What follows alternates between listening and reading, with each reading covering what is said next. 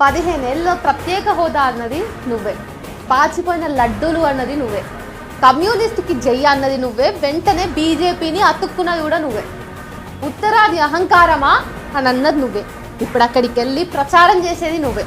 మన నుడి మన నది అనేది నువ్వే, ఆ తర్వాత బహుభాష అనేది నువ్వే, హిందీ గో బ్యాగ్ అన్నది నువ్వే, హిందీ షుడ్ కమ్ అనేది నువ్వే, ఇంగ్లీష్ని వద్దన్నది నువ్వే, ఇప్పుడు హిందీ కావాలంటున్నది నువ్వే.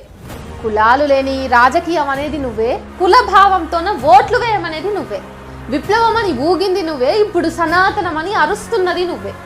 ఇలా ఒకటా రెండా ఎన్ని చెప్పమంటావు? నీ మాటలు ఇష్టానుసారం, నీ చేతలు ఇష్టానుసారం. నీ స్వార్థం కోసమో పెన్ డ్రైవ్ కోసమో నువ్వు లొంగిపోయావు.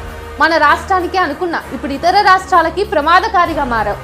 నీ వల్ల ఈ రాష్ట్రం ఎంతో నష్టపోతోంది. నీదొక సిద్ధాంతం లేని రాద్ధాంతం, ఏదారో తెలియని ప్రయాణం నీది. నీతో పాటు ఒక తరాన్ని నాశనం చేస్తున్నావు.